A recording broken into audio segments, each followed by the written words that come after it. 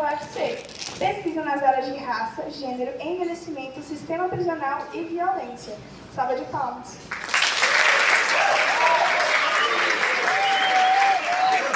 Gente, eu vou ficar em pé também. Eu te disse que era uma roda de conversa, mas isso é uma grande plateia.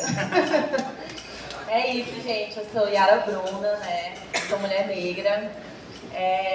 Sou estudante, fui estudante de ciências sociais, hoje sou socióloga, porque eu sempre fico falando que eu sou estudante, porque eu brinco muito dizendo que eu sou uma eterna estudante, né? Eu sempre sou estudante. Então é muito bom estar de volta à escola, né? Eu gosto muito. Agradeço pelo convite do Gil, que é um grande parceiro, um grande amigo aí de área. Mas também estou muito feliz porque eu já trabalhei em Aquiraz e voltar para esse lugar é muito especial para mim. Trabalhei 2 anos aí quando eu era um pouquinho mais jovem. E aí fiquei aqui um tempo trabalhando na assistência social daqui. E foi muito bom. Então eu tenho assim, um afeto por esse lugar. Obrigada a todos aí pelo convite, né? E dizer que espero que essa manhã seja bem interessante para todos nós, né? Que estamos construindo nesse momento. Qualquer coisa. Eu vou apresentar um pouco da minha pesquisa, mas está em aberto. Quem quiser perguntar alguma coisa, enfim, eu estou aqui, a gente também pode ser um bate-papo. A minha pesquisa atual tem essa temática, né? Marcadas pelo cárcere, é um estudo sobre mulheres idosas e privação de liberdade no sistema prisional aqui de Ceará, mas antes disso eu vou voltar para 2019, 2018, 2019, quando eu fiz a graduação. Eu não pesquisava o sistema prisional, eu pesquisava envelhecimento e qualidade de vida. Então, na graduação, eu fiz uma pesquisa dentro de uma política pública que existe lá em Fortaleza, chamada Centro-Dia. O idoso ia, passava o dia, fazia as atividades. Aqui em Aquiraz tem atividades parecidas com essa. Né? Aí, para quem tem avô, quem tem avó, tios e tias. Eu pesquisava muito nessa área. Quando eu fui para o mestrado, eu disse, nossa, eu cheguei nesse lugar, fiz essa pesquisa, mas tinha muita mulher. Tinha muita mulher idosa dentro dessa política. Então, de 200 idosos que eu tinha, 160 eram mulheres dentro dessa política. Então, eu disse, agora eu vou direcionar os estudos para ela. E a minha dissertação de mestrado foi a história de vida de 5 mulheres, né? 3 mulheres negras, idosas, que estavam naquela fase do envelhecimento, com as suas alegrias, com as suas tristezas, com as suas perdas, com os seus ganhos também. Então, a minha dissertação é a história de vida delas 5, né? E aí tem uma delas que era poeta também, que é poeta. E eu gosto muito assim, de falar dessa pessoa, porque ela foi muito especial. Ela é muito especial para mim, para também dizer que a pesquisa não é só essa coisa dura que às vezes a gente, né, conhece ou ainda desconhece, mas que também, né, nessa minha trajetória de pesquisa eu tive muitos ganhos, né? Tive muitos afetos. E com essas idosas assim, eu pude ter muita força para ir construir outros estudos, né? E aí, quando eu finalizo essa dissertação do mestrado, eu passo a estudar esse tema, porque eu ficava pensando a todo momento, mas o que é envelhecer? A gente é criança, a gente é jovem, e quando chega, será que é tudo negativo? Será que é como é dito, que é a melhor fase, é a pior fase? Então, assim, eu tô aí esses anos tentando entender o que é envelhecer, né? E aí, eu fui para essa temática do cárcere, porque eu trabalhava nessa política pública, né? De qualidade de vida, ou seja, o idoso ia para lá, fazia outras atividades que muitas vezes ele nem fez. E aí eu pensei, mas o que é envelhecer dentro do cárcere, dentro das prisões, né? E aí essa é a minha temática, que eu estou estudando aí desde 2022. Aí estou um desafio bem grande, mas que eu estou conseguindo aí caminhar, né? Com a minha rede aí, muitas mulheres muito especiais que eu venho conhecendo durante esse trabalho. Não sei como é que a gente passa aqui. Pronto. Pode passar para o próximo, tá bom?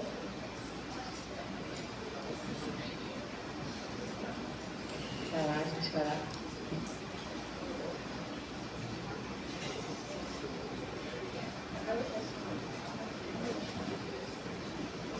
Acho que tu pode tirar do modo tela cheia e consertar. Enfim, eu trouxe uma coisa meio teórica também, assim, mas vou falando assim, não seguindo a ordem necessariamente, né?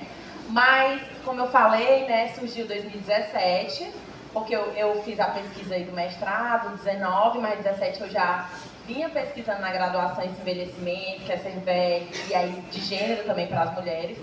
E aí eu fui pesquisar outras coisas, que é que eu cheguei nessa temática atual. E aí eu uso muito Juliana Borges, não sei se vocês conhecem. Quem conhece Juliana Borges?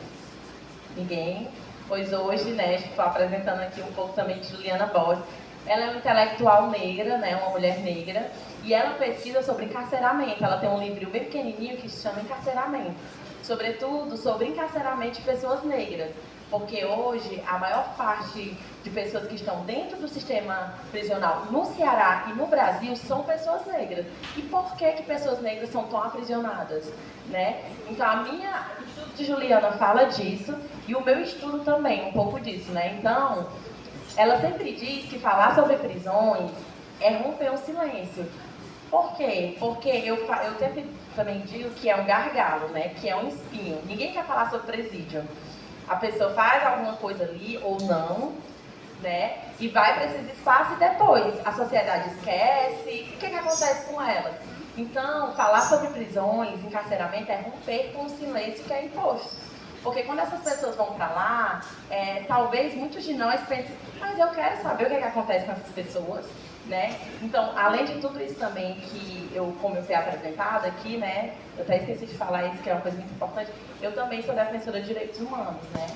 Então, eu acredito muito que quando uma pessoa ela é encarcerada, por isso que a minha pesquisa ela tem o nome de sobreviventes, porque muitas dessas mulheres estão nesse lugar sobrevivendo, são pessoas que a gente, enquanto sociedade geral, não podemos esquecer. Porque se fala tanto de ressocialização, como é que eu vou ressocializar alguém que ele é esquecido pela sociedade? Eu tenho políticas públicas, o que esse pessoal está comendo lá dentro, né?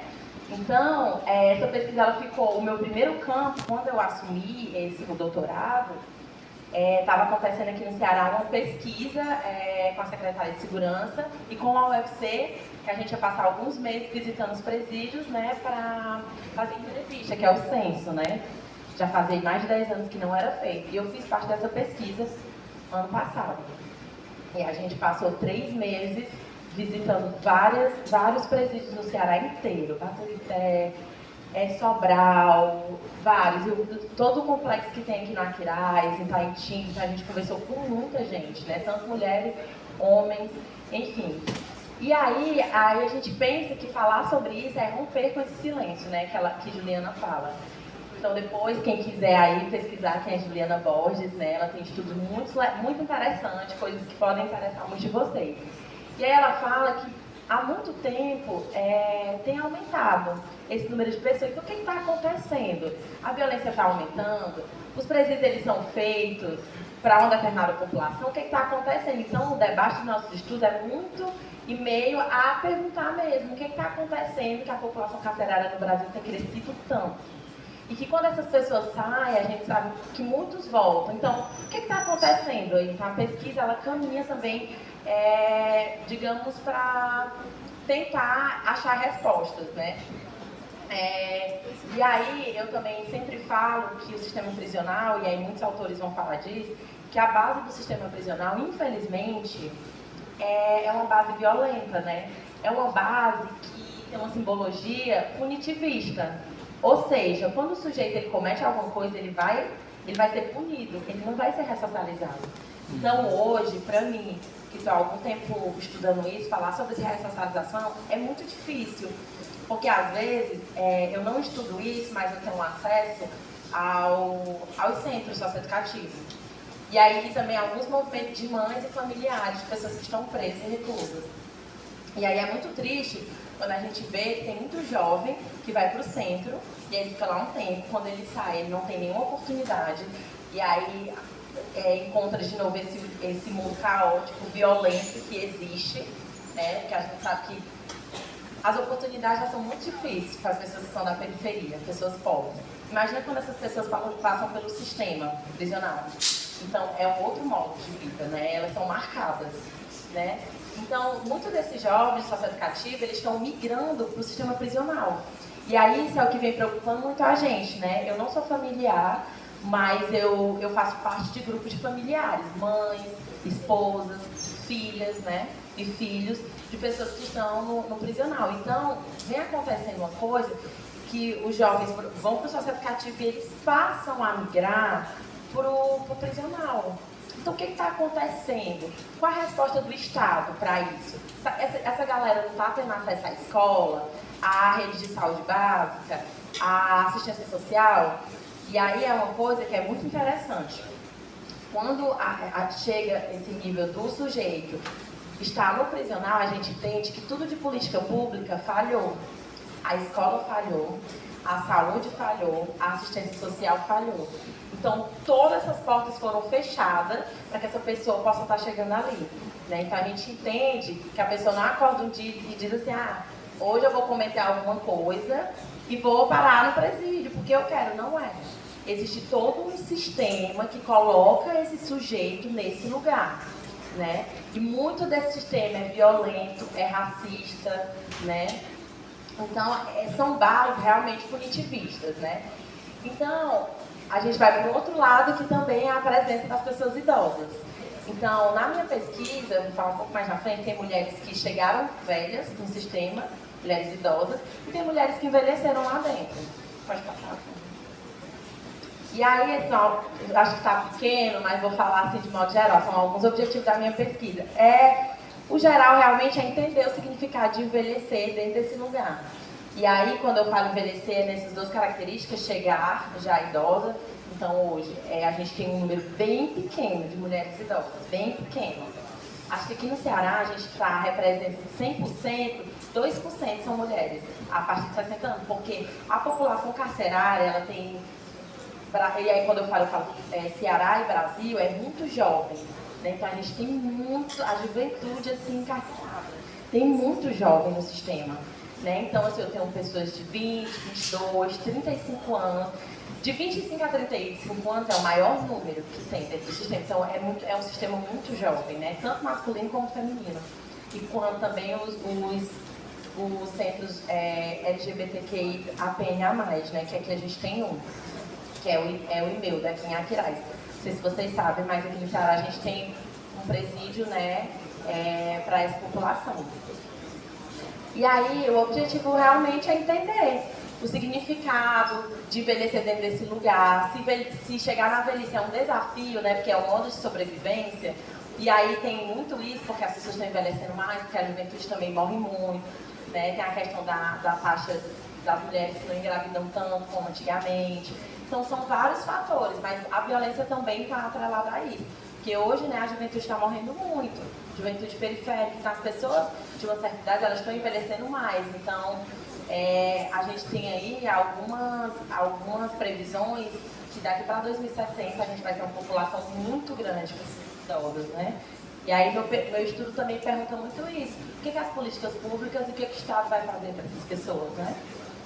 E aí é entender realmente o que é envelhecer, mas também entender como é que é ser uma mulher dentro do sistema prisional. Porque um dos desafios de pesquisar gênero dentro das prisões é porque já é um lugar de base violenta, né? E de que não é, assim, na minha visão como pesquisadora e de ter estado muito nesse lugar, não é uma visão para nenhum ser humano sobreviver, assim, não é um lugar das paredes, do lugar onde eles dormem, quando tem lugar para... Imagina para uma mulher de 70, de 80 anos, né? Então, eu falo muito também dessa estrutura física desse lugar, né? E aí, enfim, muitos de vocês que têm vó, eu ainda tenho vó, né? E aí eu fico perguntando, e essas pessoas que têm diabetes? Como é? Então, eram perguntas que eu me fazia muito, porque a minha avó, ela toma remédio, a gente tenta ajudar, ela é teimosa. Mas as pessoas que estão presas nessa idade, eu ficava todo tempo me perguntando. Então, quando eu entrei a primeira vez, eu fiquei muito impressionada, porque eu ainda tinha aquela cabeça de, não, acho que tem alguma coisa, acho que pelo menos elas recebem remédio, mas não tem nada diferente, assim. É a alimentação como a de qualquer pessoa, lá dentro, que eu digo, né, que não é alimentação de boa qualidade, né, inclusive nessa pesquisa que a gente ficou 3 meses no sistema, foi identificado que a comida é muito ruim, né, e às vezes a comida ela chega estragada e é aquela alimentação, não vai ter outra, então ou come estragada ou então vai ficar com fome, né, a água também, são algumas características, né, a água também é 3 vezes ao dia que é liberada, eles têm garrafa, né? Então, eu fico me perguntando que tipo de viver é esse. Né? Então, a minha pesquisa ela caminha nisso. e também entender o que é a visão que elas têm de si, a questão de raça, de corpo, de ser mulher, né, de ser mãe, de ser avó e estar naquele espaço, né? Também como é que elas lidam com esse processo de envelhecimento dentro desse lugar. E aí também eu tento entender o cotidiano dessas prisões, né? Aqui, no Ceará, a gente tem duas femininas, que é a de Aquiraz, que é o IPF, que é a unidade, que agora é o UPF, Unidade Prisional Feminina, e tem a de Sobral. A princípio eu ia fazer pesquisa nos dois, mas aí eu decidi focar só na de Aquiraz, né? Que já eram algumas mulheres, como eu trabalho com história de vida, então fica mais, né? E aí também analisar o contexto de vida que fez essas mulheres irem para esse lugar. Então uma coisa que eu estou entendendo mais recentemente é que muitas dessas mulheres que foram presas, elas tiveram alguém atrelado a isso, né? Muitas vezes foi um filho, muitas vezes foi o marido, né?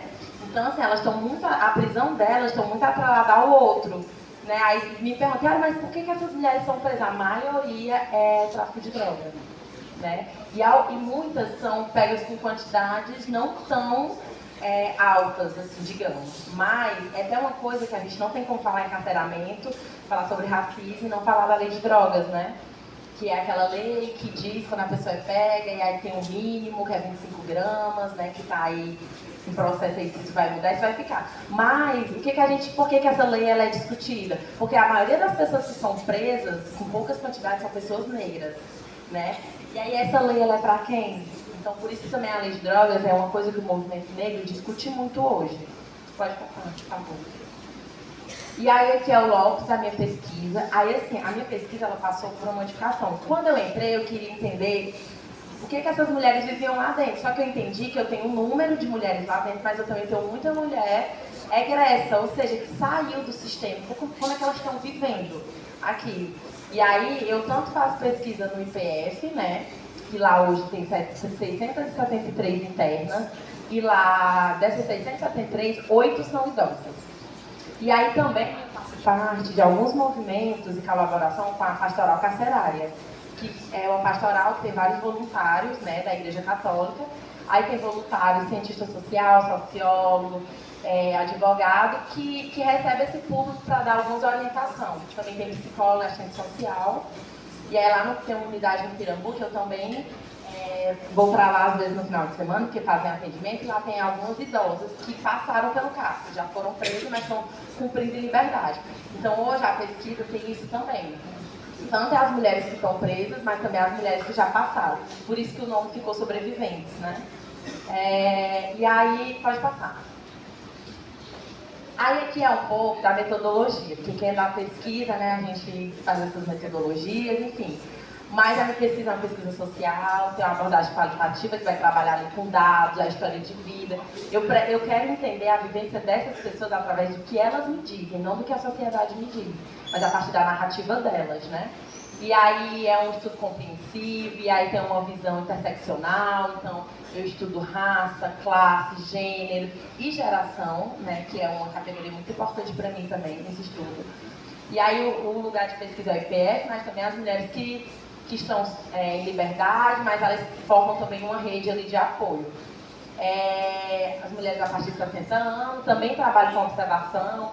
Então, nesses 3 meses intensos, porque hoje a entrada está mais difícil no sistema, mas aproveitei muito esses 3 meses que eu fiquei lá e eu pude fazer um bom campo de entender como era a dinâmica, o horário disso, daquilo, como era a rotina, o que elas tinham que fazer. Então, assim, nesses 3 meses eu escutei muitas histórias, né? Inclusive de uma que eu nunca esqueço, quando eu estive na unidade Sobral, a gente fez um grupo lá que não era só entrevista, também tinha entrevistas em grupo, que é grupo focal. A gente faz perguntas e elas respondem, né? E aí eu nunca esqueço que ela tinha uma faixa etária de 55 anos, e a gente estava perguntando para elas quais os principais desafios de viver ali, né? E ela já estava presa há muito tempo. E aí estava no processo agora, de ano passado, ainda cumprir liberdade. E aí ela falou que nos últimos tempos teve uma experiência que ela sentiu que ela não estava bem psicologicamente. Lá eles fazem algumas pessoas fazem alguns trabalhos, alguns estudam, enfim. Algumas ações que existem lá dentro, mas não é para todo mundo. E aí ela trabalhava, ela foi direcionada para trabalhar com capinagem, assim na estrada, tirando os capins, né? E aí ela disse que quando ela foi, fazia muito tempo que ela não via a pista. Ela não via, assim, os carros passando, né? E aí ela disse que aquilo causou uma angústia tão grande, porque ela já estava presa há tanto tempo e ela era provisória ainda. Que aqui é uma taxa muito grande que a gente tem no Brasil. A maioria dos presos são provisórios, eles não têm sentença, eles não têm pena. Eles estão lá, e aí um dia, quando tiver ali audiência, enfim, eles estão lá. Então tem gente que fica provisório 5 anos, 6 anos, né, sem ter uma sentença. Então, ela disse que olhou e quando ela viu pessoas e os carros, ela entrou em desespero. E ela voltou, ela não queria mais estar lá fora. Aí ela disse que, olha, me bote qualquer atividade aqui dentro, eu não quero ver ninguém lá fora, né? E aí isso requer, que foi uma coisa que a gente identificou bastante, dessa pesquisa que eu estou falando, que além da minha pesquisa, que é o censo carcerário, aqui a gente tem o censo do IBGE, né, que às vezes bate na nossa porta, a gente fez o censo lá. A gente já tem um documento bem grande sobre isso, eu posso depois passar para o Gil para quem tiver interesse, né, é do Ceará. Mas de entender que além da comida, que é um grande problema, a gente também tinha a questão psicológica. Então a gente tem muita gente com crise de ansiedade lá dentro, né? Que não tem esse atendimento necessário. Enfim, aí para analisar os dados, eu trabalho com história de vida, né, dessas mulheres, entender o contexto delas a partir delas e uma análise de triangulação, que é uma coisa que a gente usa na pesquisa, que é assim. Para mim entender a sociedade, eu vou partir do micro. Qual é o meu micro? É as prisões femininas do Ceará, o IPS. É aquela realidade. Aí eu vou lá nos autores, pessoas que estudaram antes de mim, dizer, eu vou ver aqui o que eles descobriram. Então eu já tenho duas coisas. Aí eu tenho a terceira, que é a sociedade. O que a sociedade me diz sobre o que é ser uma mulher velha presa, uma mulher idosa presa, né? Então uma coisa que é muito característica da minha pesquisa é que quando um homem ele é preso, aí fica assim, né, pessoal, ele foi preso. Mas quando é uma mulher, parece que tem um peso a mais. Vale, meu Deus, uma mulher, menina dessa tão nova, sendo presa. Aí quando é idosa, né, a minha pesquisa, ela tá caminhando para isso, diz assim, meu Deus do céu, uma mulher dessa idade, eu tenho vergonha de ser presa. Mas você não entende o contexto que levou essa pessoa até isso. Pode passar. Gente, você está tudo certo, tá dando para entender? Tá certo, estamos calados. Enfim, aí essas mulheres com 60 anos ou mais, né, representam essa parcela da população, então existe pessoas com até mais idade dentro do sistema, né? Então assim, hoje tem muitas famílias que lutam não só para as mulheres idosas, mas para os homens idosos que estão nos presídios. Inclusive, aqui no Ceará a gente tinha um caso de um senhor que ele tinha 85 anos e ele era diabético, ele já tinha perdido uma das pernas. A família estava lutando para ele passar os últimos momentos, assim, porque já estava muito ruim de saúde em casa e eles não conseguiram, né? Então, assim, esse senhor, ele teve o óbito, né? Ele faleceu dentro do presídio, isso foi ano passado, antes da gente entrar nessa pesquisa, quando a gente já chegou, já tinha acontecido. E eles falavam muito, né? Então tinha muitas pessoas doentes, com câncer, por exemplo, que ficavam pensando, eu acho que nas entrevistas falavam assim, eu fico com medo, será que eu vou morrer aqui dentro? Né? Então, as famílias, né, tentam fazer isso, mas, enfim, é muito difícil a questão da justiça, né? Que é uma questão séria também que eu venho tentando trabalhar, né? De que nível de justiça é esse? Para que serve justiça? Para quem é a justiça, né? E aí eu também estudo essa questão da era do envelhecimento, que é isso que eu já falei, então no futuro a gente vai ter mais velhos, porque pessoas mais jovens, né? E aí a velhice, ela também afeta de modo diferente homens e mulheres. Então tem um fenômeno que se chama feminização da velhice. Por quê? Porque as mulheres envelhecem mais. Aí tem toda uma história, que as mulheres se cuidam mais. E aí eu lembro que no meu outro estudo, que era lá na política pública, eu tive que fazer um capítulo que até hoje meu orientador olha para mim e disse assim, eu não acredito que eu tive esse capítulo. Eu falei, professor, mas eu fiz, porque foi elas que me falaram. Então eu identificava, por exemplo, que teve uma idosa que falou assim, não, Yara, mas eu só passei a viver depois que meu marido morreu, porque eu vivia pra ele. Aí eu disse assim, eu vou fazer um capítulo, depois que o marido vai, a felicidade fica, né? Aí meu orientador não gostou. Mas era uma realidade, porque quando você vai ver a trajetória dessas mulheres, a maioria delas passam a vida cuidando dos maridos e dos filhos. Então, o acesso delas à política pública para dançar, para fazer uma ginástica, para fazer um artesanato, para estudar, era quando elas não tinham mais essas responsabilidades com o marido, com filhos ou com netos, por exemplo. Então, afeta aí de modo distinto mulheres e homens, né? E aí, aí eu trago essa fala da Cotirene, que é outra intelectual negra. Vocês vão só salvando os nomes aí, viu? Para vocês depois pesquisarem. Mas ela diz que a velhice é como a raça é vivida. E classe e raça cruzam gerações, envelhecendo mulheres negras antes do tempo. Pode passar? Aí isso aqui eu já falei um pouquinho, né, dessa realidade dos presídios. As mulheres que cometem crime, elas apresentam para a sociedade um fato que não é comum. Então, porque o crime ele não é ligado a esse feminino, então é todo esse susto que eu disse a vocês, né? E quando é uma mulher velha, como é que a situação fica? Pode passar. E aí eu trouxe alguns dados, assim, esses dados são mais antigos, de 2020, né? Que o sistema carcerário no estado do Ceará, aí é uma pesquisa de 2014 e 2019, do IPES, né? E aí 85% dessas mulheres são mulheres negras, né? Aqui no Ceará. A maioria são jovens, a idade 18 a 24 anos, e somente 10% tem essa idade, 46 a 60 anos, e 2% são mulheres idosas. Então, é um número bem pequeno.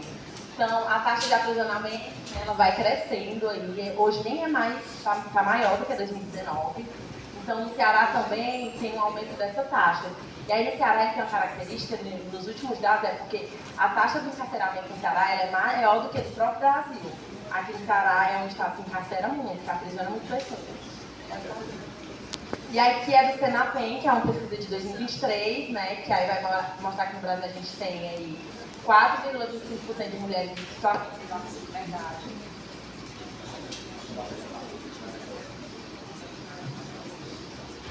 E aí, de pensar que a maioria são homens, né? Então a maioria das pessoas que estão presas também são homens. 60% são negros ou pardos, aqui já é uma pesquisa Brasil, aquela que eu apresentei é Ceará, né?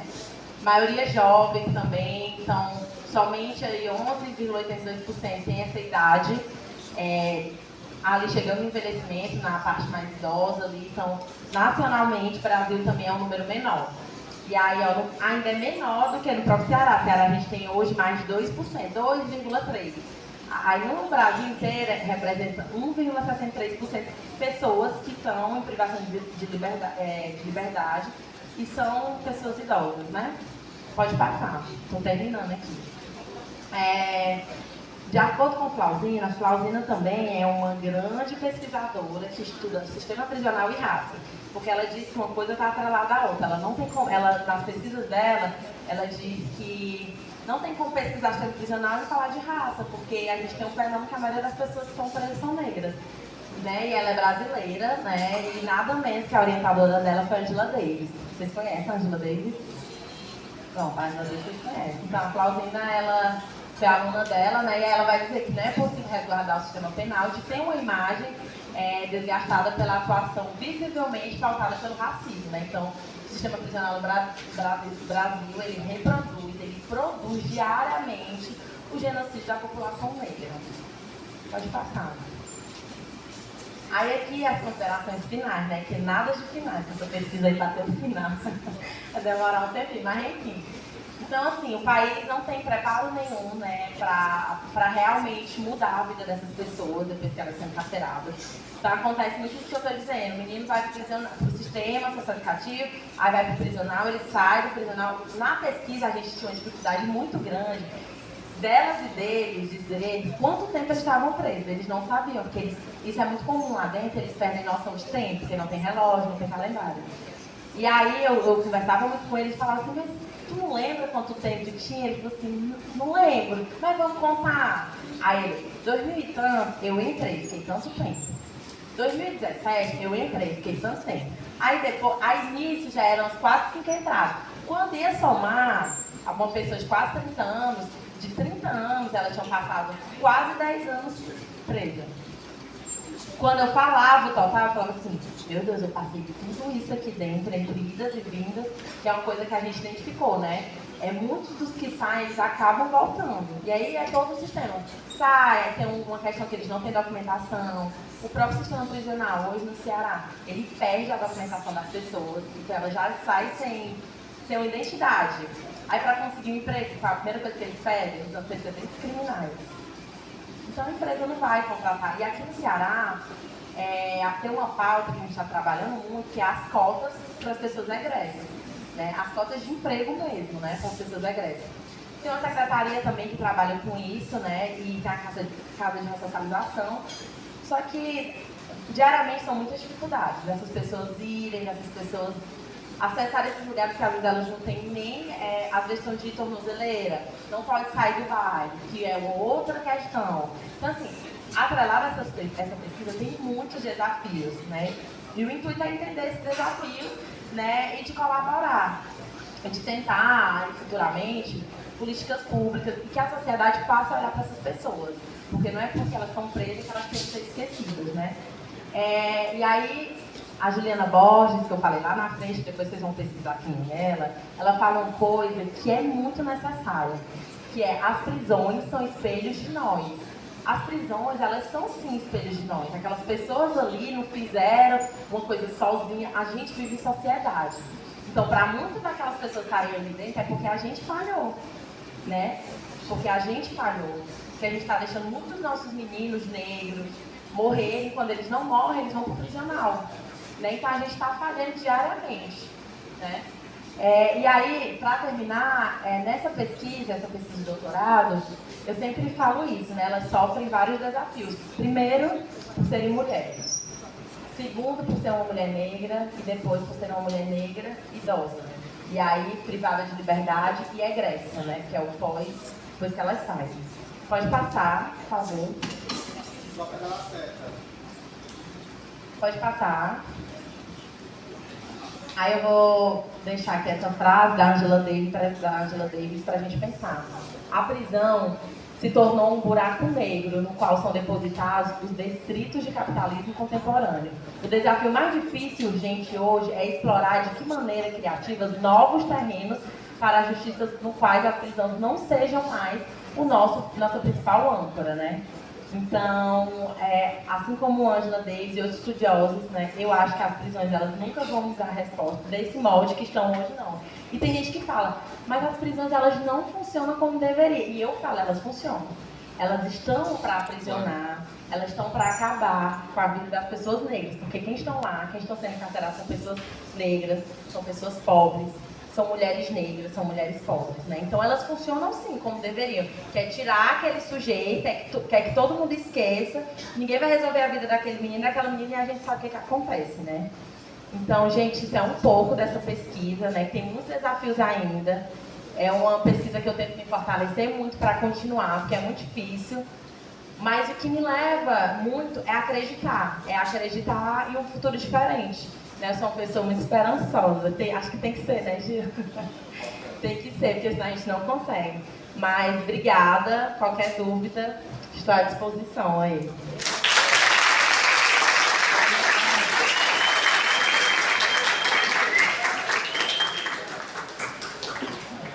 Yara, eu gostaria de agradecer muitíssimo por vir essa manhã compartilhar um pouco da sua pesquisa, um pouco do que você está descobrindo não, na verdade revelando, né, através desse trabalho de pesquisa, que é muito importante para que a sociedade perceba o quanto os presídios, na verdade, o quanto o sistema prisional e a política prisional, ela tem um objetivo, um alvo, né? São pessoas, geralmente, que têm uma cor específica, que têm um endereço específico, geralmente esse endereço está localizado nas periferias, nas zonas suburbanas, das zonas urbanas, né? Então, o sistema prisional precisa ser remodelado, precisa ser revisto em todas as suas estruturas, né?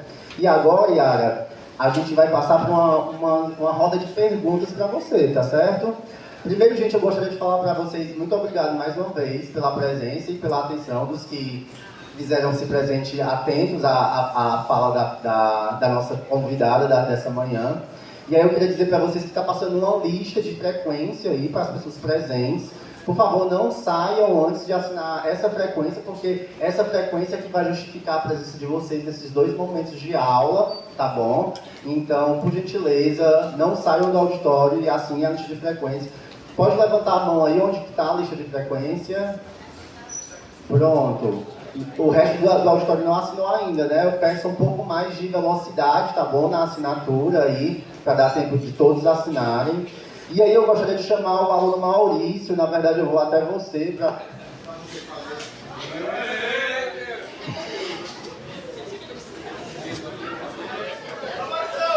Eita, vai ficar longe pra filmar. Ai. Tá porra. Ei, eu queria saber como você se identifica e como a sua identidade influenciou na sua trajetória acadêmica. Tá filmando. Você. Pronto, eu vou responder sentada, viu, Gil? Como falei, né, me identifico como uma mulher negra, né, enfim. E assim,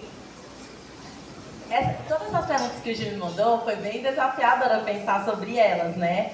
Porque eu fico pensando como é que essa identidade, e foi muito bom ler as perguntas, porque eu fiquei refletindo, eu voltei lá 10 anos atrás, eu era jovem, mais jovem, né?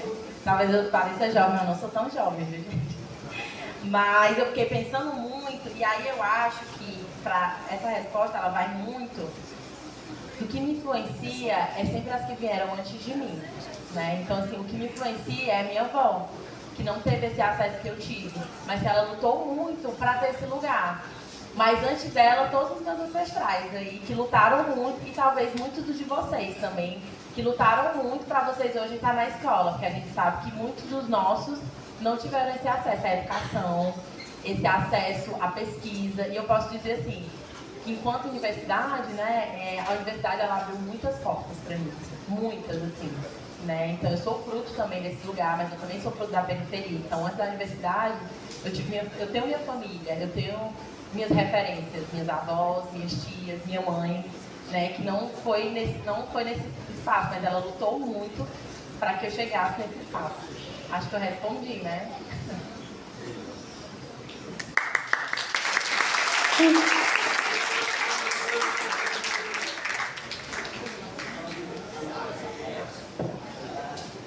Yara, tem uma pergunta aqui, ó. Eu queria saber qual foi o seu maior desafio durante a sua formação acadêmica. Pronto.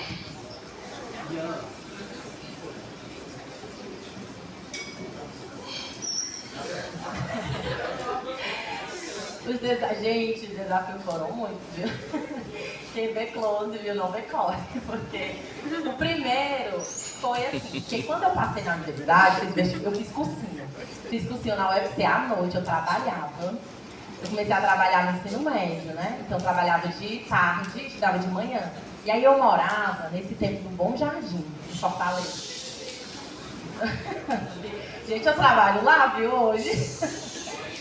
E aí eu morava lá, e aí eu ia pro Meireles, pra Aldeota, porque eu era estagiária, lá era na Agência Nacional de Saúde.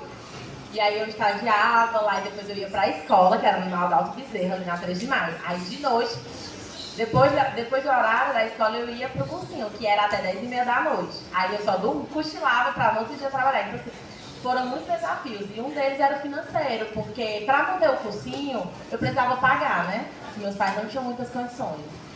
E aí, quando eu passei na universidade, eu passei de estagiária, aí eu terminei o 3º ano, eu não passei no 3º ano, viu? E foi muito difícil, né? Muitos de vocês, né, estão entrando nessa correria aí. Já passou, né, o Enem, inclusive, é sempre o meu aniversário, eu ainda tinha isso. No dia do meu aniversário eu fazia Enem. Aí, não passei no 1º ano, e aí eu fui trabalhar e disse, vou fazer cursinho. Fiz o cursinho, fiquei nesse cursinho, mas pagando. Aí eu já não era mais estagiária, eles tinham me contratado fazia 5 meses, 5, 7 meses. E aí eu passei no vestibular da UES. Aí um detalhe, eu não passei em primeiro lugar. Eu sempre gosto de falar isso porque às vezes essas histórias, né, o lugar que eu tô hoje não foi feito de muitas vitórias, né, assim, Teve ali, mas teve também muito desafio, teve as vitórias, mas teve desafio, e nunca foi fácil. Então, tipo assim, quando eu passei na UES, eu passei, não sei se o Gil lembra, mas ainda tem, né, as classificatórias, fica lá, né? Aí, classificáveis. Aí me ligaram, então você tem que deixar os documentos. Aí eu vou deixar porque eu acho. Aí pra ficar na lista, mas já não era pra deixar o documento, que já era a matrícula. E eu nem sabia. E lá era o curso de urna, aí eu falei assim, meu Deus, como é que eu... Não dá pra trabalhar, eu trabalhava 8 horas. E aí eu fiquei pensando, gente, e agora o que é que eu vou fazer? Porque o que eu mais queria, o sonho que eu queria, que era passar na universidade pública, eu consegui, pro curso que eu queria. E agora trabalhando, como é que eu faço? E eu recebia assim, bem, eu ajudava em casa. E aí eu conversei com meus pais, que hoje são grandes referências na minha vida, né? E eu falei pra eles, olha, eu tenho um sonho, vocês sabem, como é que a gente vai fazer, né? E aí eles falaram, eu nunca esqueço desse dia que eles falaram assim, o sonho é seu, o sonho é nosso. E a gente vai dar um jeito. Que jeito era esse? Eu nem sabia. Mas, enfim, aí quando eu saí do trabalho, o pessoal do trabalho me ajudou, fizeram uma cota aí pra mim ficar com uma grana, me sustentando. E saí do trabalho. O trabalho era carteira assinada, foi meu primeiro trabalho de carteira assinada. Aí tinha até um meu chefe que falava assim, Yara, como é que pode? A gente te contrata por 5 meses tu sai, assim é a vida, né? E saí, aí eu ganhava um salário ok, aí eu passei a ganhar uma bolsa de R$350. Que não dava pra quase nada, mas era melhor que nada. E aí foi indo, né? E aí, isso foi um desafio grande, mas também a estrutura racista, de todo dia eu chegar naquele lugar, e de muitas pessoas olharem pra mim e dizer que eu não pertencia àquele lugar. E de chegar em casa e ver minha mãe nos corres dela, e eu disse assim, aquilo ali é o meu lugar, e eu vou fazer de tudo pra sobreviver. E foi isso, mas assim, a universidade é isso, é muito a nossa casa, mas é um lugar que até hoje eu faço parte, mas eu também critico. Né, de dizer que ainda é muito elitista, a universidade pública ainda é muito branca, apesar das cotas, né, e apesar de muitas coisas legais que acontecem, mas tem isso, né, então foi esse duplo desafio financeiro, essa estrutura racista e todos os desafios ali do dia a dia, acho que foi muito pautado nisso.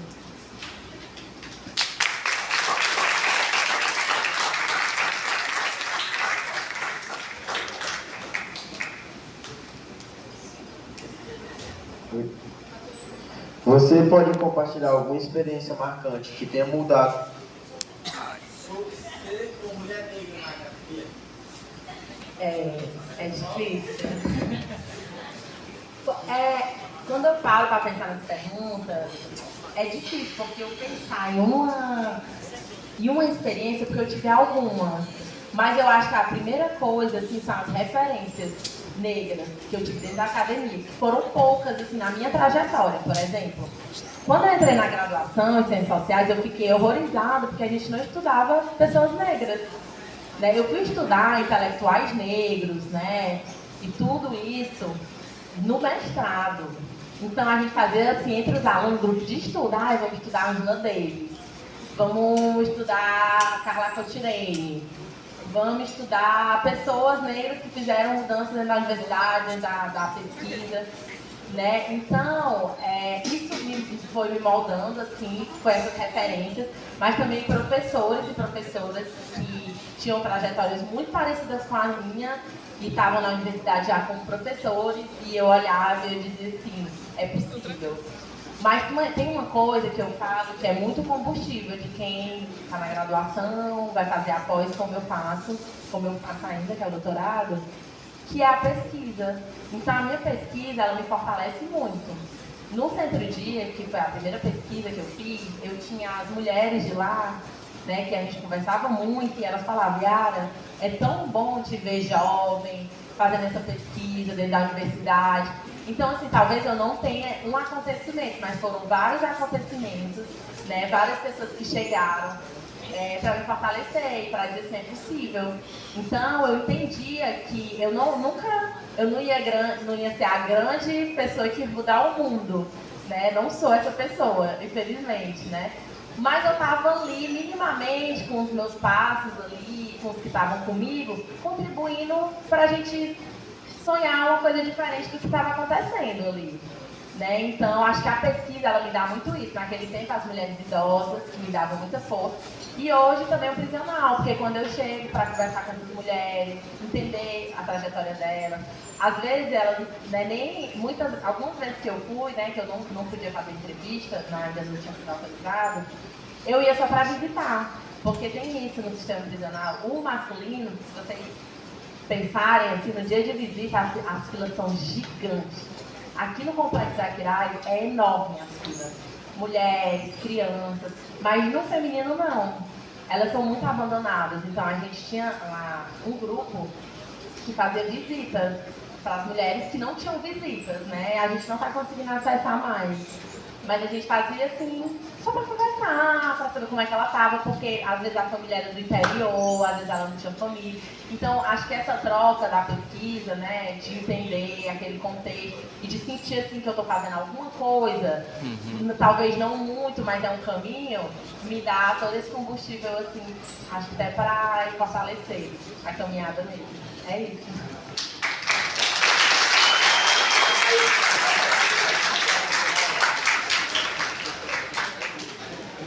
Eu gostaria de perguntar quais são os principais dilemas que você enfrenta como intelectual negra no Brasil. Então, gente, os dilemas, assim, muito racismo, né, Gil? Muito racismo, assim, então, eu tento me fortalecer porque realmente o dia a dia não é fácil. Então, eu lembro de vezes que eu cheguei em seminários internacionais, né, e aí tem uma coisa que as pessoas racistas sempre pautam pra mim, que eu chego e aí eu tô aqui, né, os seminários estão acontecendo, né, vários intelectuais de todo lugar do Brasil, e aí eu chego assim com o meu caderninho ali, e aí a pessoa diz assim, você veio pra assistir? Ah, não, eu vim pra apresentar, né, então esses dilemas são tantos, assim, que às vezes a gente fica naquela, gente, isso é muito cansativo. Não só na academia, mas hoje eu também faço parte, eu trabalho numa política pública para a juventude, lá no Bom Jardim. E aí eu lembro que meu primeiro dia de trabalho, eu faço parte da gestão, eu sou coordenadora de uma equipe lá, multidisciplinar. E eu lembro que quando eu cheguei na ferramenta para assumir, aí a pessoa olhou assim para mim, aí ficou assim. Aí eu, oi, bom dia, aí a pessoa nem deu bom dia. Aí eu disse assim, não, meu nome é Yara, que está sendo o primeiro dia da equipe. Ela disse, não, eu queria falar com a coordenadora. Aí eu falei assim, não, a coordenadora sou eu. Aí ela, aí chega, porque você é tão jovem, aí é isso que usa. Que às vezes olham pra mim, né, nesse caráter racista, você é porque tu é muito jovem, não é. E eu falei, não é porque eu sou jovem. Talvez é porque minha cor chegou antes de mim, né. Aí ela ficou se fazendo desentendida, né, porque é isso, constrangimento a gente devolve, né. Mas é isso, gente, são muitos dilemas, muito desafios, porque a base é muito racista, viu? Pense.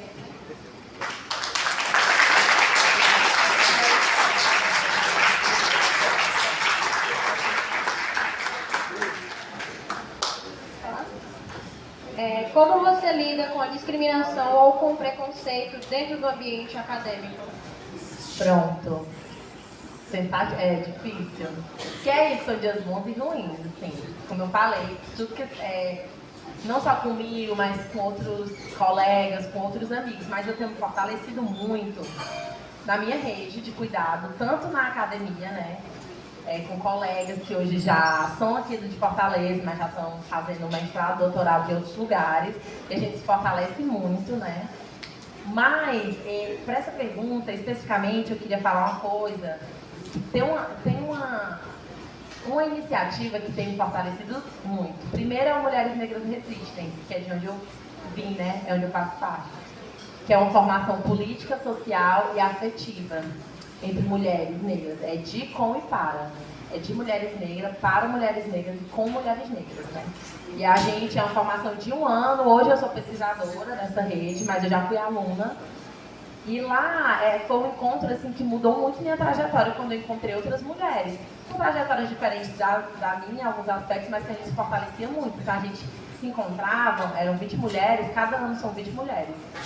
E não só para se fortalecer ali politicamente, de fazer discussões sobre racismo, falar das nossas dores, falar das nossas trajetórias, mas também de criar um lugar de acolhimento, de dizer que nós estamos aqui uma para a outra, de dizer que a gente vai escutar, que a gente vai acolher. Esse é o primeiro, Mulheres Negras Resistem, mas a outra é o que a gente chama lá na UFC de cursinho de todes. Já vou fazer a divulgação.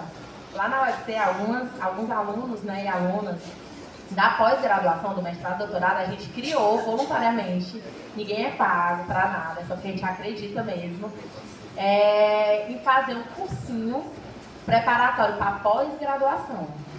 E aí a gente faz um edital, a pessoa se inscreve, aí são pessoas negras, não binárias e pessoas trans, né? E aí a gente passa alguns meses preparando essas pessoas para ter esse acesso. Aí, mas Yara, por que todo esse trabalho? A gente trabalha só com voluntariado, existe a coordenação do cursinho. Eu já fui aluna do cursinho, e aí eu fui preparada no cursinho para assumir o mestrado. Aí a pessoa tem um projeto de pesquisa, aí a gente orienta o projeto de pesquisa, um edital de pós-graduação, vamos supor, eu quero entrar no mestrado. Aí quando o edital sai bem direitinho, né? Inscrição, as etapas. Aí tem uma etapa que é a prova escrita, que sai, às vezes, 10 obras, entre livros e artigos. Aí a gente dá aula sobre o que vai cair, né? Então, assim, a gente prepara para a entrevista, para o currículo, para tudo. Porque isso é uma rede que a gente criou para outras pessoas, assim como nós, conseguirem acessar esse lugar, que muitas vezes não estão nesse lugar. Então, eu acho que essas duas iniciativas, elas me fortalecem muito, né? Acho que eu especifiquei muito, mas é para tornar a coisa assim mais nítida, de dizer que se não fosse Mulheres Negras Resistem, cursinho de todos, que eu fui aluna, hoje eu sou coordenadora, com outros colegas, e é tudo trabalho voluntário, assim, é um perrengue, às vezes que a gente teve bem pouquinho voluntário, um monte de aluno, mas a gente consegue dar conta, chama um, fulano vem aqui dar uma aula sobre isso, fulano vem aqui dar uma aula sobre... Aí a gente... E é tudo online, porque a galera trabalha, né? E aí a gente faz as aulas à noite, sai um cronograma para a pessoa se organizar e a gente grava, porque quem não pôde estar, depois tem acesso às gravações. São duas iniciativas que me fortalecem muito, me fazem acreditar. E é muito bom comemorar junto, porque eu fui aluna de um colega que já estava no doutorado, pesquisava prisões no Brasil, aí eu fui aluna dele. Aluna assim, ele me orientou no meu projeto.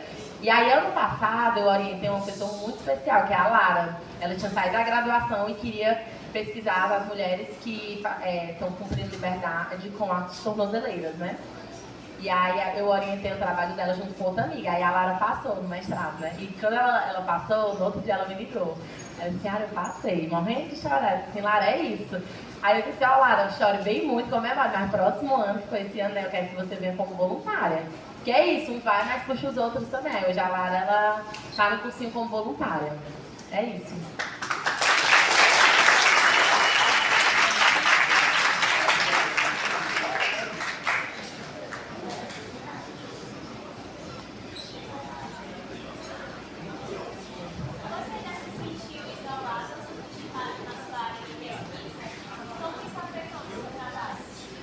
Eu acho que eu falei um pouquinho, né? Acho que sim, com certeza. Aí acho que muito por isso, pelo racismo mesmo, assim, por as pessoas não te reconhecerem, não quererem te reconhecer e muitas vezes vão ter que te engolir pela tua trajetória.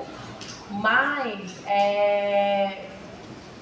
também, assim, é isso, porque a gente passa a questionar o que a gente está fazendo ali dentro, né?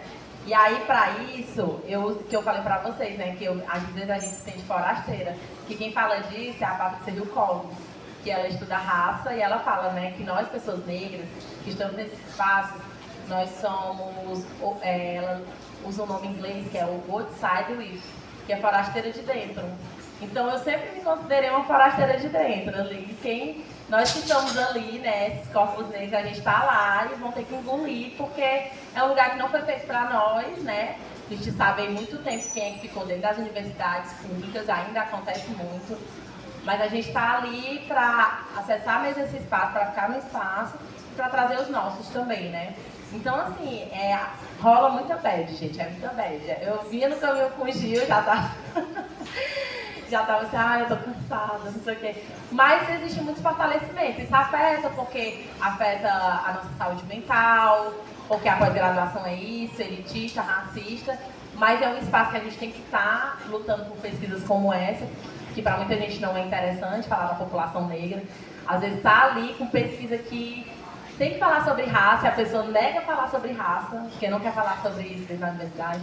Então é isso, são muitas badges, mas é muito cuidado, é uma rede de afeto, é a terapia em dias, né? Com certeza que é importante. Mas o caminho é esse, são desafios, mas a gente, né? E também estar num lugar como esse, gente, fortalece muito.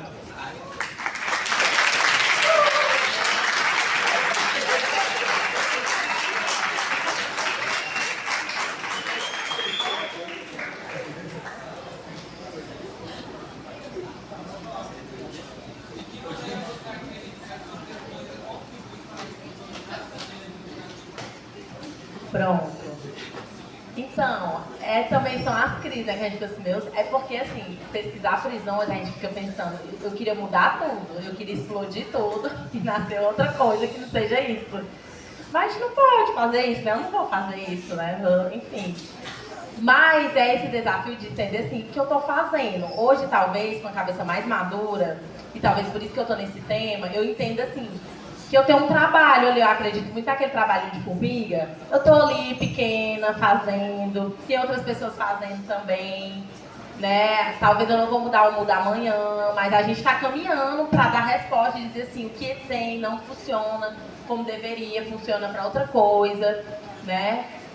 Mas o que me fortalece é isso, porque muitas dessas pessoas que estão encarceradas, quando a gente chega lá, por exemplo, nas salas de aulas, as poucas salas de aulas que tem lá, a sala de aula dentro do presídio é assim, é uma sala, aí com as cadeiras, né? Aí bem aqui tem uma grade e um corredor, porque o professor fica na grade do corredor, né? E todas as vezes que a gente foi fazer pesquisa lá, isso enquanto laboratório, enquanto UFC, a gente nunca queria ficar dentro da grade, né? A gente queria ficar perto das pessoas. E aí eu lembro que eles sempre se assustavam. Fala que vocês vão ficar perto? E pode. E aí toda vida era uma briga lá, porque eles não queriam autorizar, mas a gente, não, a gente precisa, a gente vai gravar, a gente precisa estar perto para conversar. Né? Mas é isso, é sentir que, de algum modo, mesmo sabendo que eu não vou mudar tudo amanhã, mas que a gente está caminhando para alguma coisa, para a resposta, de entender que lá dentro tem pessoas que olham e falam assim, cara, ainda bem que tem alguém que faz isso. Ai, vocês lembram que a gente existe, né? Então, assim, de ter familiar, porque são as pessoas que eu tenho mais acesso, né? Eu não consigo entrar tanto, não pode, por diversas questões, ainda mais para pesquisa, né? Mas eu tenho muito acesso a mães, de pessoas que estão, irmãos. Então, eu já acreditasse que, sei lá, o meu trabalho daqui a alguns anos, não só eu, mas de toda essa rede, né? Que existe, tem muita gente pesquisando em prisões, enfim, em algum momento a gente vai ter respostas aí mais positivas, mas acho que a troca, de você olhar para uma pessoa e a pessoa diz assim, é isso, é bom que alguém me entenda, é bom que alguém me escute.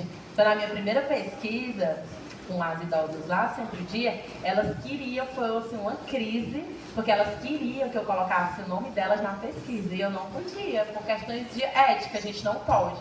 Então, a gente cria codinomes, né? E aí eu lembro que nessa pesquisa eu criei nomes de deusas, né? Atena e tal.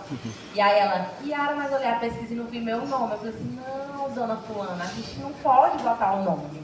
Tem a sua história, eu não posso expor, né? Ela, não, mas eu queria o meu nome, né? Porque esse seu trabalho foi muito importante. Então é isso, a pesquisa eu faço, assim, eu acredito, né? Que a gente está contribuindo aí para o futuro. De não mudar nada amanhã, mas de caminhar e dessas pessoas se sentirem que elas também são importantes, porque elas têm vida, elas têm uma trajetória, né? É isso.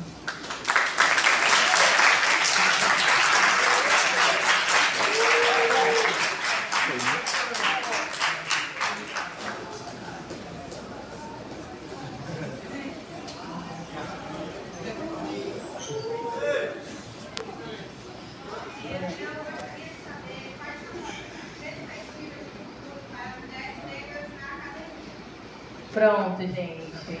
Tem que ser positiva. Eu já disse que eu sou muito positiva, assim como eu estou nesse lugar, eu também quero que outras pessoas acessem esse lugar. Eu tenho caminhado muito, porque eu tenho uma atuação social, mas também política, de dizer assim, por isso que eu faço parte do cursinho, por isso que eu faço parte de Mulheres Negras Resiste, porque eu quero que outras pessoas estejam nesse lugar. Então, eu tenho perspectivas muito boas, né, de acreditar que sim, né, de acreditar que a gente vai ter um futuro que tenham pessoas da periferia dentro da universidade, que tenham pessoas negras dentro da universidade, mas eu também sei que é um desafio, porque eu tive, né, uma rede que me sustentou mesmo para estar nesse lugar, porque, enfim, não tinha dinheiro, e eu fazia vários corres para estar na universidade, inclusive eu fui da UES, eu passei na UES, mas depois eu fui para a UFC, que foi onde eu conheci o Gil, porque eu tinha que ir para o curso noturno, porque eu tinha que dar o meu jeito de dia, porque não tava rolando mais estudar de dia, né? Então eu tive que ir para a UFC, eu pedi transferência, porque lá tinha curso noturno. E até hoje é uma luta para ninguém acabar com esse curso noturno, porque gente que trabalha durante o dia tem que estar dentro da universidade e sim à noite, né? Então é isso, assim, a gente vai caminhando, a gente acredita, mas a gente sabe que é muito desafio. E quem tá ali, tá chegando agora, a gente tenta também ser essa rede. Assim como eu tive uma rede de afeto, uma rede que cuidava de mim, de quando eu disse assim, cara, eu vou desistir de tudo, chegar assim, não pode, porque não é só por ti, é por tua família, é pela gente que ainda vai, entendeu? Então acho que isso me fortalecia muito. Acho que eu respondi.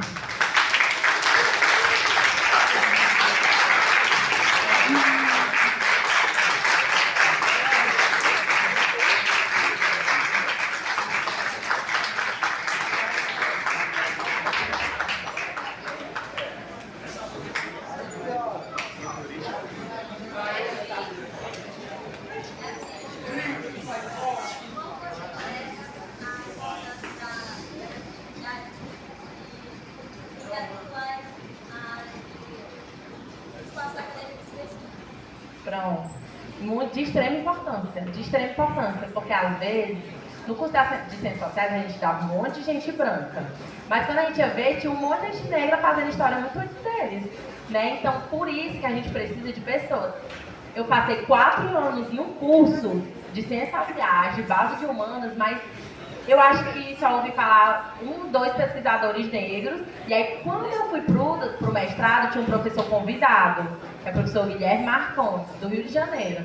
Estava vindo para Fortaleza fazer pesquisa na área de arte e raça, que ele pesquisa artistas negros da periferia, e aí ele deu uma disciplina intelectuais negros. Conheci um monte de gente que eu nem conhecia um dia desse. Conheci inclusive uma das autoras que eu mais gosto, assim, vocês conhecem, que é a Bell Hooks.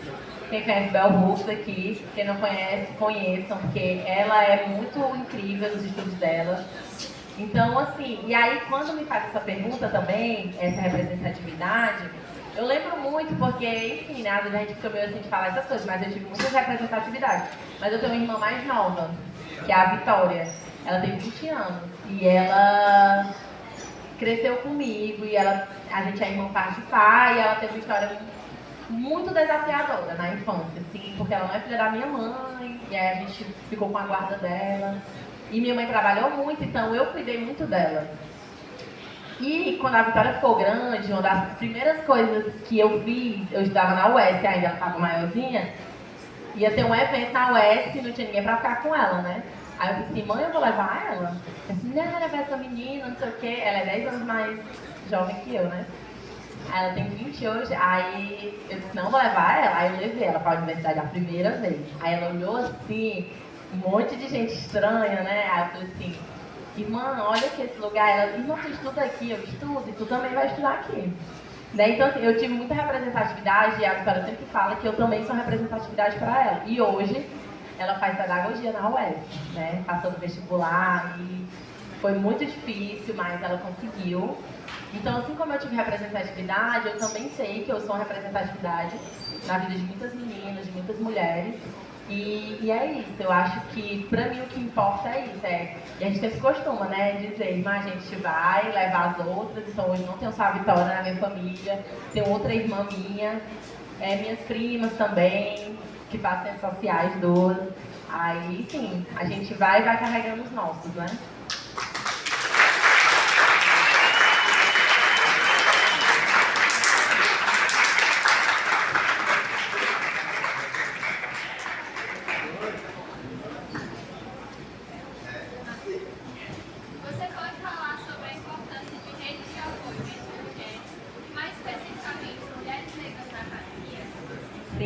tenho muitas. Inclusive, eu sou muito feliz que na minha turma de doutorado, a maioria é mulher, né? Tem muitas mulheres negras também. Pessoas da graduação. Tem uma amiga muito especial, não sei se o Gil lembra dela, mas é Yara também. Ela estuda educação e questões raciais na escola. E a gente se conheceu no Enem, porque o nome dela é Yara, o meu também. Antigamente, o Enem, a sala era um pessoal com o mesmo nome. Acho que hoje não é mais assim, né, gente? Mas antes era. E aí eu conheci a Yara no fazendo Enem. E a gente passou pro mesmo curso e hoje a gente faz doutorado juntas. Sei, mais de 10 anos, né? E aí, como essa rede porque muitas vezes eu fui rede para muitas dessas pessoas e elas também foram para mim. E hoje eu posso dizer que eu tenho uma rede, eu sou muito feliz por ter muitas colegas, muitas amigas dentro da academia, pessoas negras, da periferia, que a gente se acolhe. Quando o negócio começa a desandar, a gente, não, vamos se encontrar. E, sobretudo, Mulheres Negras Existem, né? Que é essa rede de mulheres, né? Que a gente compõe. E que quem está lá é a professora Vera é da Unilab, mas ela é a coordenadora de Mulheres Negras Existe. E é isso, a gente trabalha hoje, né? Todo ano tem um grupo, esse ano não teve, porque a gente está fazendo pesquisa por quem já passou pelo Mulheres Negras. A gente quer entender a trajetória, se as pessoas foram para a universidade, se elas estão trabalhando, o que elas estão fazendo. Então hoje a gente faz essa pesquisa. Mas o nosso projeto para o próximo ano é trabalhar nos territórios. É ali construir bases sociais, políticas, de conversar com as pessoas sobre questões raciais, questões de gênero. São projetos do próximo ano. Mas de dizer que quanto essa rede ela é importante até para estar no lugar que eu estou hoje, né? Para estar conseguindo acessar o doutorado. Que muitas vezes no mestrado eu disse assim, gente, eu não vou fazer doutorado, porque é muito cansativo. Eu estou esgotada, eu não consigo fazer mais nada que não seja estudar. Mas aí, né, veio isso assim, vamos, a gente vai junto. E aí eu sempre tive muita sorte de, na graduação, ter pessoas muito parceiras. No mestrado eu fiz, a Yara entrou depois, mas a gente estudou junto e fez projetos juntas para entrar para o doutorado. Aí eu fiz o cursinho, que era com uma galera muito massa. Então, essas redes, assim, elas são a base de dizer assim, que eu consegui muito por causa dessas pessoas.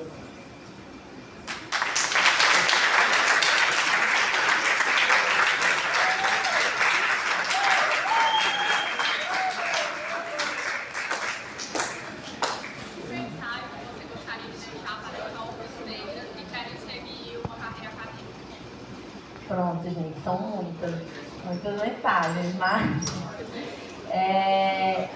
eu acho que eu até anotei uma coisa que eu tinha pensado em falar, né? Que era muito isso, que nós somos os sonhos dos nossos ancestrais.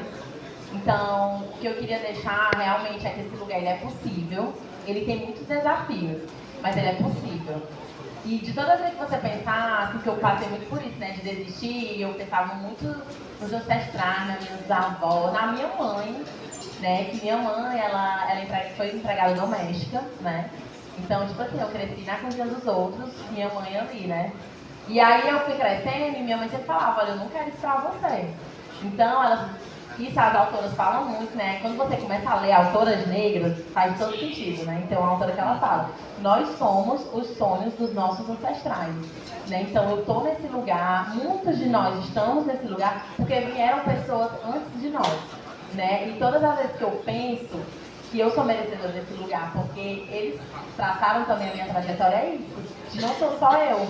Que eles fizeram por mim, assim, eu estou fazendo por as pessoas que ainda vêm, né? Então, nós somos, eu sou porque nós somos, né? Porque minha avó foi, porque ela lutou muito para esse espaço, né? Eu acho que é muito isso. E outra coisa é isso, gente. Quando a gente tem esses acessos, é uma coisa que eu falo muito, não vamos ficar só na nossa individualidade, é muito o que eu falo, um sobe leva os outros. Hoje eu trabalho numa política pública e lá que é os NAPAs, que é o Núcleo de Ação pela Paz. E a gente trabalha no combate à violência. Enfim, porque tem muita gente, às vezes está morrendo, às vezes periféricos, a gente tem um programa com oficinas, com ações, né? E aí lá, sempre que tem uma vaga, eu digo assim, gente, chamar aqui alguma psicóloga que eu conheça, alguma assistente social que eu conheça, alguma educadora social que eu conheça, né? Então, assim, a gente vai, né, não pensando só em nós, mas pensando nos nossos e também abrindo o caminho para os que estão vindo, né? Acho que a mensagem é essa, é o que fortalece.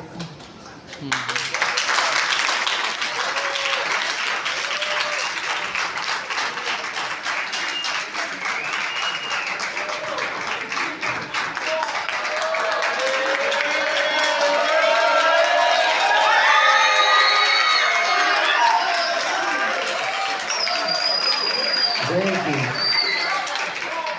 primeiro agradecer, viu, a minha amiga Kiara, que disponibilizou essa manhã, fazer esse momento com a gente. Queria agradecer a vocês que estiveram presentes, as pessoas que estiveram... Galera, por favor.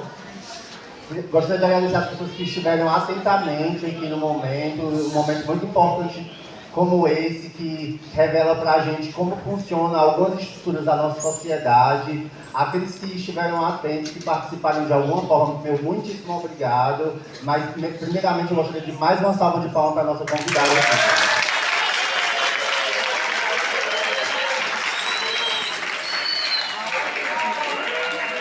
E aí, ó, a lista, eu acho que essa parte aqui inteira já assinou, esse lado aqui inteiro já pode voltar para sua sala, tá bom?